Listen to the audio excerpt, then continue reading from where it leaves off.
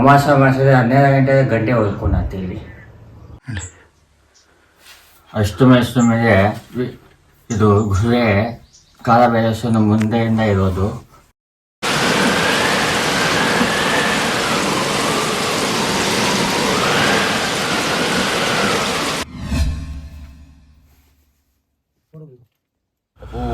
ಈ ಗುಹೆಯಲ್ಲಿ 5 ತಲೆ ಇರುವ ಹಾವು ನಿಧಿಗೆ ಕಾವಲಿದೆಯಂತೆ. ದ್ವಾಪರ ಯುಗದಲ್ಲಿ ಪಂಚ ಪಾಂಡವರು ನೆಲೆಸಿದ್ದಂತಹ ಜಾಗ.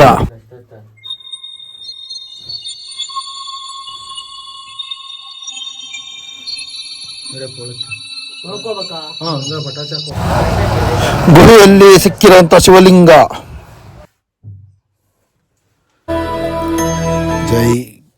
ಜೈ ಗುರುದೇವ್. ನಮ್ಮ ಹೊಸ ವಿಡಿಯೋಗೆ ಎಲ್ಲರಿಗೂ ಸ್ವಾಗತ. ಇವತ್ತು ದಿವಸ ನಾವು ನೋಡ್ತಾ ಇರೋ ವಿಡಿಯೋ ಅಂತ ಬಂದು ನೋಡಿ, ಇಲ್ಲಿ ನಿಮಗೆ ಮುಂದೆ ಕಾಣಿಸಿರ್ಬೋದು ಗುಹೆ. ಇದು ಗವಿ ಅಂಥೇಳಿ. ಒಳಗಡೆ ಇತ್ತೀಚೆಗೆ ಡೆವಲಪ್ ಮಾಡಬೇಕಾದ್ರೆ ನೋಡಿ, ಇಲ್ಲಿ ಕಾಣಿಸ್ತೀವಿ ಪಂಚಪಾಂಡವರು ದ್ವಾಪರ ಯುಗದಲ್ಲಿ ಬಂದು ನೆಲೆಸಿದ್ದಂಥ ಒಂದು ಜಾಗ ಅಂಥೇಳಿ ಸಹ ಪ್ರಸಿದ್ಧಿ ಇದೆ. ಹಾಗೆ ಇದು ಹಿಂದಿನ ಕಾಲದಲ್ಲಿ ನಿಧಿ ನಿಕ್ಷೇಪಗಳಿಗೆ ಒಂದು ತಾಣ ಅಂಥೇಳಿ ಇತಿಹಾಸದ ಪ್ರಸಿದ್ಧವಂಥ ಒಂದು ಕ್ಷೇತ್ರ. ಸೊ ಇಲ್ಲಿ ಕ್ಲೋಸ್ ಮಾಡಿದ್ದಾರೆ ಗುಹೆನ. ಬನ್ನಿ ಇಲ್ಲಿ ಬ್ಯಾಕ್ ಸೈಡ್ ನೋಡೋಣ ಒನ್ ಟೈಮ್. ಸೊ ಕಾಣಿಸ್ತಿರ್ಬೋದು ಗವಿ.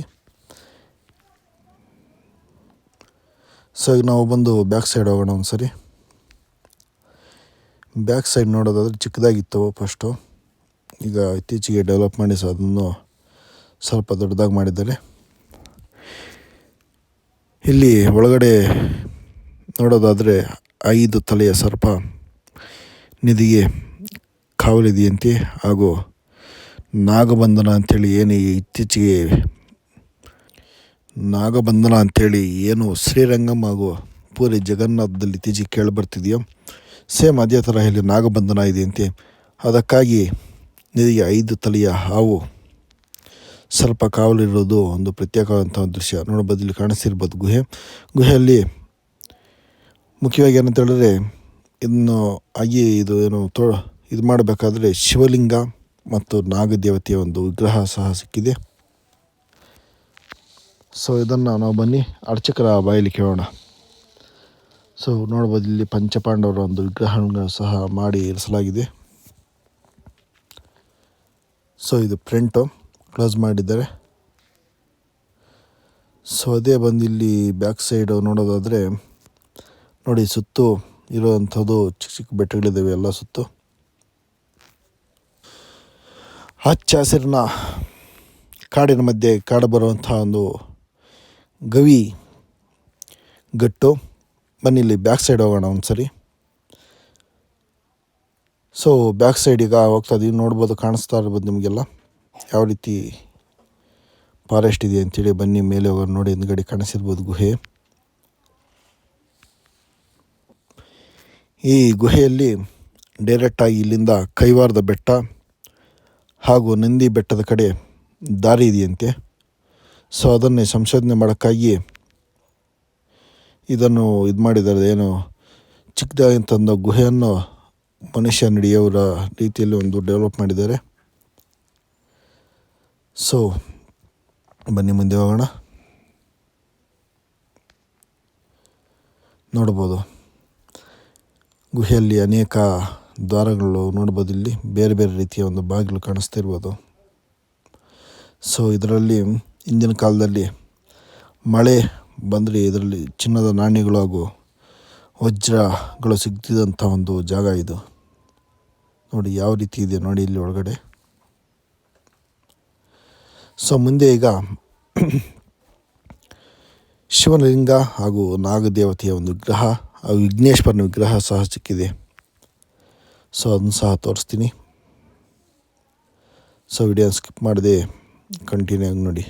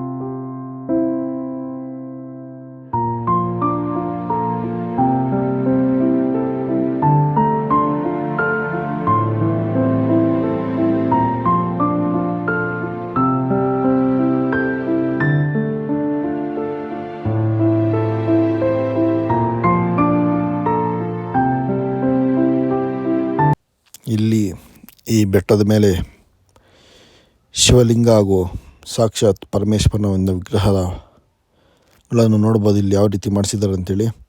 ಹಾಗೂ ಪಂಚಮುಖಿ ಆಂಜನೇಯ ಸ್ವಾಮಿಯ ಒಂದು ವಿಗ್ರಹ ಹಚ್ಚ ಹಸಿರಿನ ಕಾಡಿನ ನಡುವೆ ಇರುವಂತಹ ಒಂದು ಪುಣ್ಯಕ್ಷೇತ್ರ. ಸಾಕ್ಷಾತ್ ದೇವಕನ್ಯಕರು ಬಂದು ಇಲ್ಲಿ ನೆಲೆಸಿದ್ದಂಥ ಜಾಗ. ದ್ವಾಪರ ಯುಗದಲ್ಲಿ ಪಾಂಡವರು ವಾಸವಿದ್ದಂತಹ ಒಂದು ಜಾಗ ಇದು. ಸೊ ಇಲ್ಲಿ ಕಾಲಭೈರವೇಶ್ವರ ಹಾಗೂ ಗವಿ ಗಟ್ಟು ಗಂಗಮ್ಮ ವಿಗ್ರಹಗಳನ್ನು ಸಹ ಪ್ರತಿಷ್ಠಾಪನೆ ಮಾಡಲಾಗಿದೆ.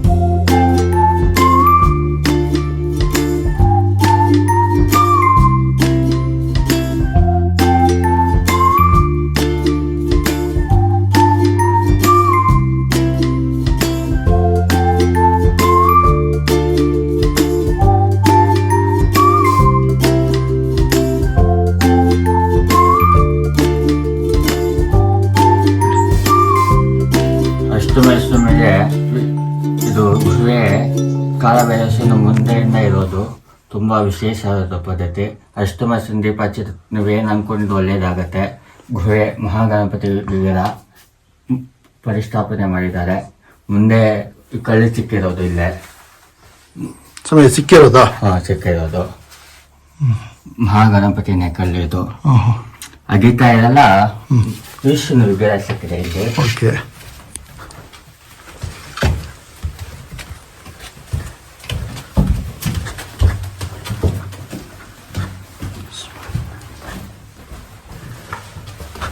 ಇಲ್ಲಿ ಅದಕ್ಕೆ ಅಗೀತಾ ಇರಲ್ಲ ಗುಹೆಯಲ್ಲಿ ವಿಷ್ಣು ಲಿಂಗ ಸಿಕ್ಕಿದೆ. ಶಿವನ ಇಲ್ಲೇ ಸಿಕ್ಕಿರೋದ ಲಿಂಗ ಸಿಕ್ಕಿದೆ ಇಲ್ಲಿ. ಮತ್ತೆ ಆ ಕಡೆ ನಾಗಮ್ಮನ ಪರಿಸ್ಥಾಪನೆ ಆಗಿ ಸಿಕ್ಕಿದೆ. ಈ ಗುಹೆಯಲ್ಲಿ 5 ಸ್ವಲ್ಪ ಆವಿದೆ ಇದ್ರಲ್ಲ ಒಳಗೆ, ಬಾವಿವರೆಗೆ. ಅದು ಎಷ್ಟೋ ಜನ ಅಗಿಯಕ್ಕೆ ಹೋಗಿದ್ದಾರೆ. ಅದೇನೋ ಹಸ್ತಬಂಧನ ಆಗಿದೆ, ತೆಗೆಯಕ್ಕಾಗ್ತಾ ಇಲ್ಲ ಯಾರ ಕೈಯಿಂದ. ಆವಿದೆ. ಸೊ ಯಾವ ಒಂದು ಹೇಳಿದ್ರೆ ಏನಿಲ್ಲ ನಿಧಿ ಅನ್ನೈತನದ. ಹಂಗೆ ಅನ್ಕೊಳ್ಳಿ. ನಮಗೂ ಅದು ವಿಷಯ ಕರೆಕ್ಟಾಗಿ ಗೊತ್ತಿಲ್ಲ. ಗೊತ್ತದಲ್ಲಿ ಆವಿದೆ, 5 ಸ್ವಲ್ಪ ಆವಿದೆ.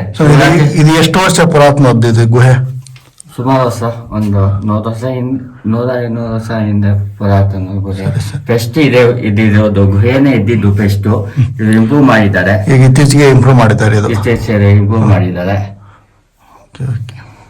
ನಾಗಣ್ಣ ಮೇಷ್ಟ್ರಿ ನಾಗಣ್ಣ ಅವರು ಇಂಪ್ರೂವ್ ಮಾಡಿದ್ದಾರೆ. ಸೇವಕತ್ತರು ಶಿವರಾತ್ರಿ ಕಲ್ಯಾಣೋತ್ಸವ ಮತ್ತೆ ವಿಶೇಷ ಹೋಮಗಳು, ಅಂಕುರಾರ್ಪಣೆ ಎಲ್ಲ ಆಗ್ತಾ ಇರತ್ತೆ. ವಿಶೇಷ ಬ್ರಹ್ಮರಥೋತ್ಸವ ಎಲ್ಲ ಆಗ್ತಾ ಇರತ್ತೆ. ಮೇಲೆ ಕಾಲಭೈರವೇಶ್ವರನ ವಿಗ್ರಹ ಇದೆ ಒಳಗೆ ಭೂಮಿಯಲ್ಲಿ. ಅದೇ ಪುರಾತನದು, ಯಾರೋ ಮಾಡಿದಾರೋ ಗೊತ್ತಿಲ್ಲ. ಪುರಾತನ ವಿಗ್ರಹ ಏನೇನ್ ತೆಗಿತಾರೋ ವಿಗ್ರಹ ಸಿಗ್ತಾ ಇದೆ. ಇದೆಲ್ಲ ವಿಗ್ರಹ ಸಿಕ್ಕಿರೋದೇನಾ? ನಾಗಮ್ಮ ಇಲ್ಲೇ ಸಿಕ್ಕಿರೋದೆ. ನಾಗಮ್ಮನು ಇಲ್ಲೇ ಸಿಕ್ಕಿರೋದು. ಇಲ್ಲೇ ಇದೆ ಅಮ್ಮ ಇಲ್ಲೇ ಸಿಕ್ಕಿರೋದಂತೆ. ಮತ್ತೆ ಲಾಸ್ಟ್ ಅಲ್ಲಿ ಪರಿಸ್ಥಾಪನೆ ಮಾಡಿದ್ದಾರೆ. ಯಾರೋ ಅಂಕೋನಿ ಇದು ಒಳ್ಳೇದಾಗ್ಬೇಕು ಅಂದು ಕೃಷ್ಣ ವಿಗ್ರಹ ಪ್ರತಿಷ್ಠಾಪನೆ ಮಾಡಿದ್ದಾರೆ. ಓಕೆ ಸ್ವಾಮಿ, ಇದು ಒಳಗಡೆಗೆ ಎಲ್ಲ ಮುಚ್ಚೋಗಿದೆ, ಕೇವಲ ದಾರಿ ಇದೆ ಅಂತೆ. ಕೈವರೆಗೂ ದಾರಿ ಇದೆ ಇದರಲ್ಲಿ. ಇನ್ನ ಅಗಿಬೇಕು, ಕೇವಲ ದಾರಿ ಇದೆ. ಸದ್ಯಕ್ಕೆ ಈಗ ಆಗೀತ ಕೆಲಸ ನಡೀತಲ್ವಾ? ಸದ್ಯಕ್ಕೆ ನಡೀತಾ ಇಲ್ಲ.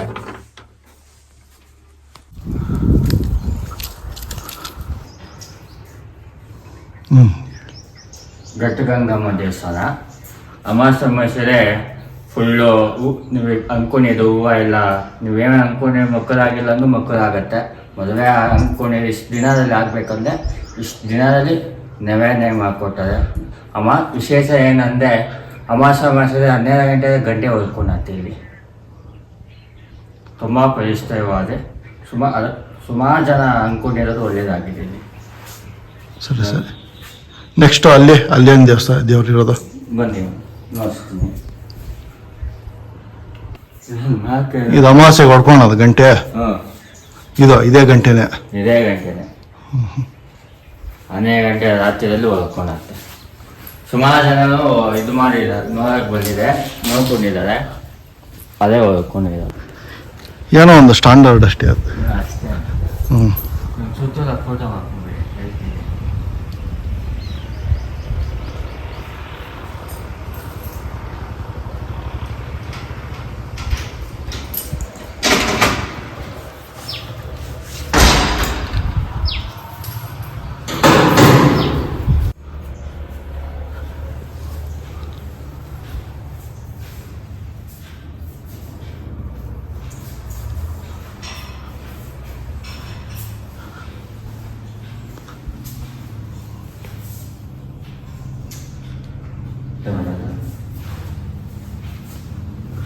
ಕಾಲಭೈರೇಶ್ವರ ಸ್ವಾಮಿ ದೇವಸ್ಥಾನ. ಇಲ್ಲಿ ವಿಶೇಷದಲ್ಲಿ ಅಷ್ಟಮಿ ಅಷ್ಟಮಿನೇ ಇದಾಗತ್ತೆ, ಅಭಿಷೇಕ ಆಗುತ್ತೆ. ಸೋಮವಾರ ರುದ್ರಾಭಿಷೇಕ ಆಗುತ್ತೆ. ಪಂಚಾಮೃತ ಸರುದ್ಧ ಮಾಡಿ ರುದ್ರಾಭಿಷೇಕ ಆಗುತ್ತೆ. ಅಷ್ಟಮಿ ದಿನ ರಾಹುಕಾಲದಲ್ಲಿ ಅಭಿಷೇಕ ಆಗುತ್ತೆ. ಏನೋ ವಿಶೇಷವಾಗಿ ಏನನ್ನ ಮಾಡಿಸ್ಬೇಕಾದ್ರೆ ಭತ್ತ ಜನರಲ್ಲಿ ವಿನಂತಿ, ಏನನ್ನ ಮಾಡಿಸ್ಬೋದು. ಏನನ್ನ ಅಷ್ಟಮಿ ದಿನ ಏನನ್ನ ಬೇಕಾದ್ರೆ ಅಭಿಷೇಕ ಅಲಂಕಾರ ಏನೋ ಸೇವಾಕತ್ತು ಇದ್ದೆ ಮಾಡ್ಬೋದು ಎಂದು ನಿಮ್ಮ ಭಕ್ತಿ ಶಿವರಿಕೆಯನ್ನು ಅಷ್ಟಮಿ ದಿನ ನಿವಾರಣೆ ಮಾಡ್ಕೊಬೋದು. ಕುಂಭಕಾಯಿ ದೀಪ ಹಚ್ಚಿ ನೀವೇನು ಅನ್ಕೊಂಡು ಇಷ್ಟು ದಿನಗಳಲ್ಲಿ ಒಳ್ಳೇದಾಗತ್ತೆ. ಕುಂಭಕಾಯಿ ದೀಪ ಹಚ್ಚಿದ್ರೆ ನಾವು ಅನ್ಕೊಂಡಾಗುತ್ತೆ. ಸುಮಾರು ಜನದೇ ಆಗಿದೆ. ಗಂಗಮ್ಮ ದೇವಸ್ಥಾನ, ಸಂಗಮೇಶ್ವರಿ ಅಮ್ಮವರು. ಆ ಕಡೆ ಇಲ್ಲಿ ಆಂಜನೇಯ ಸ್ವಾಮಿ. ಆಂಜನೇಯ ಸ್ವಾಮಿಗಳು. ಮತ್ತೆ ಇಲ್ಲಿ ಇದಿಟ್ಟಿದ್ದೀರಲ್ಲ, ಏನಿದು? ಏನಿದೆ ಅದು ಇದು ಶ್ರೀಚಕ್ರ, ಮಸಾಲಲ್ಲಿ ಇದು ಶ್ರೀಚಕ್ರ. ಇದು ಆಮೆ ಅಲ್ವಾ? ಮತ್ಸ ಅಂತಾರೆ ವಿಷ್ಣುದಲ್ಲಿ ಮತ್ಸ. ಮತ್ತೆ ಶಿವರಾತ್ರಿ ದಿನ ಶಿವರಾತ್ರಿ ಮಾರನೇ ದಿನ ಕಲ್ಯಾಣೋತ್ಸವ ಆಗುತ್ತೆ. ಸ್ವಾಮಿದೆ ಈಶ್ವರ ಪಾರ್ವತಿ ಇದ್ದಾರೆ. ಮಾರನೇ ದಿನ ಬ್ರಹ್ಮರಥೋತ್ಸವ ಮುಂಚೆ ದಿನ ಮಾರನೇ ದಿನ ಪಾಡ್ಯ ದಿನ ಕಲ್ಯಾಣೋತ್ಸವ ಆಗುತ್ತೆ. ಬ್ರಹ್ಮರಥೋತ್ಸವ ದಿನ 26ನೇ ತಾರೀಕು ಕಲ್ಯಾಣೋತ್ಸವ. ಮಾರನೇ ದಿನ 27ನೇ ತಾರೀಕು ಬ್ರಹ್ಮರಥೋತ್ಸವ ದಿನ ಕಲ್ಯಾಣೋತ್ಸವ ಆಗುತ್ತೆ ಇಲ್ಲಿ. ಶಿವರಾತ್ರಿ ಆದ್ಮೇಲೆ ಒಂದು ದಿನಕ್ಕೆ ದಿನ ಪಾಡ್ಯ ದಿನ ಅಂತ ಇದಾಗತ್ತೆ. ಶಿವರಾತ್ರಿ ದಿನ ಈ ಸತಿ 4 ಆಗಮನ ಪೂಜೆ ಇರುತ್ತೆ, ರುದ್ರಾಭಿಷೇಕ. ಎಲ್ಲ ಸ್ವಾಮಿದೇ ಅಭಿಷೇಕ ಮಾಡ್ತಾರೆ. ಈಶ್ವರ ಲಿಂಗ ಅನ್ನೋದು ಸಿದ್ಧ ಇಲ್ಲ. ಕಾಲಭೈರವ ಈಶ್ವರ ಪದರೂಪ ಅಂದರೆ ಈಶ್ವರ ಪದರೂಪದ ಎಷ್ಟೇ ಸಾಕಿನಾಗಿ ಪದರೂಪಗಳಲ್ಲಿ ಕಾಲಭೈರವನ ಅಭಿಷೇಕ ಆಗುತ್ತೆ. ಈಶ್ವರನ ರೂಪ ಕಾಲಭೈರೇಶ್ವರನು. ಕಾಲಭೈರವನೇ ಪದರೂಪ. ಆದಿಪರಾಶಕ್ತಿ ಅಮ್ಮವರು.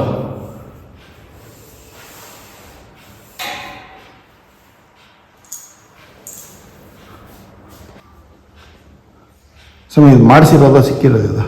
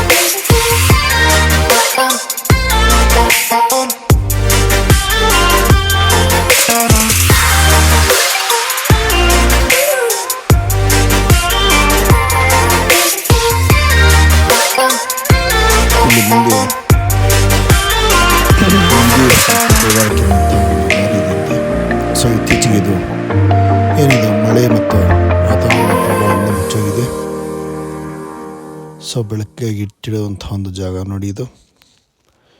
ಬನ್ನಿ ಸ್ವಲ್ಪ ಮುಂದೆ ಹೋಗೋಣ. ಸೊ ನೋಡಿ, ಇದರಲ್ಲಿ ಹೋಗೋದಾದರೆ ಮುಂದೆಗೆ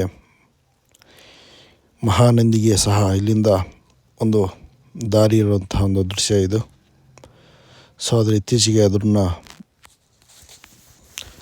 ಮಳೆಯ ಹಾಗೂ ಭೂಕಂಪದ ಪ್ರಭಾವದಿಂದ ಇದು ಮುಚ್ಚಾಗಿದೆ. ಸೊ ಬನ್ನಿ. ಸೊ ನೆಕ್ಸ್ಟ್ ಇದು ಏನಂತ ಹೇಳಿದ್ರೆ 5 ಮುಖದ ಹಾವು ಹಾಗೂ ನಾಗಬಂಧನ ಮಾಡಿರುವಂಥ ಒಂದು ಏನೋ ಆಗಲೇ ತೋರಿಸಿದ್ದೀವಿ ಇದರಲ್ಲಿ. ಸೊ ವಿಡಿಯೋ ಸ್ವಲ್ಪ ದೂರ ಹೋಗಿರುವಂಥ ಒಂದು ವಿಡಿಯೋ ಡಿಸ್ಕ್ರಿಪ್ಷನಲ್ಲಿ ಹಾಕ್ತೀನಿ. ಸೊ ವಿಡಿಯೋ ಸಹ ನೋಡ್ಬೋದು. ನೋಡಿ, ಇದು ಅಲ್ಲಿಗೆ ಎಂಡಾಗಿದೆ. ವಿಡಿಯೋ ಕಾಣಿಸ್ತಿರ್ಬೋದು. ಅದು ಇಲ್ಲಿಗೆ ಎಂಡಾಗಿದೆ. ಎಂಡ್ ಹೇಳಿದ್ರೆ ಮುಚ್ಚಾಗಿದೆ ಮಣ್ಣಿಂದ. ಸೊ ಕಾಣಿಸ್ತಲ್ವಾ? ಸೊ ಈ ಕಡೆಯಿಂದ ಹೋಗಿದೆ, ಈ ಕಡೆಯಿಂದ ಹೋಗಿದೆ. ಸೊ ನಮ್ಮ ಹತ್ರ ಪವರ್ಫುಲ್ ಟಾರ್ಚ್ ಇಲ್ಲ. ಸೊ ಬನ್ನಿ, ನೆಕ್ಸ್ಟ್ ಟೈಮು ಲಾಸ್ಟ್ವರೆಗೆ ಹೋಗಿ ತೋರ್ಸೋಕ್ಕೆ ಒಂದು ಪ್ರಯತ್ನ ಮಾಡ್ತೀನಿ. ಸೊ ಇಲ್ಲಿಗೆ ನಾನು ವಿಡಿಯೋ ಮುಗಿಸ್ತಾ ಇದ್ದೀನಿ. ವಿಡಿಯೋ ಇಷ್ಟ ಆದರೆ ಲೈಕ್ ಮಾಡಿ, ಪ್ರತಿಯೊಬ್ಬರಿಗೆ ಶೇರ್ ಮಾಡಿ, ಪ್ರತಿಯೊಬ್ಬ ಭಕ್ತರು ಬಂದು ಇಲ್ಲಿನ ಅನುಕೂಲತೆಯನ್ನು ಪಡ್ಕೊಳ್ಳಿ ಅಂಥೇಳಿ ಹೇಳ್ತಾ ಹೇಳು ಮಾತು ಮುಗಿಸ್ತಾ ಇದ್ದೀನಿ. ಜೈ ಗುರುದೇವ್.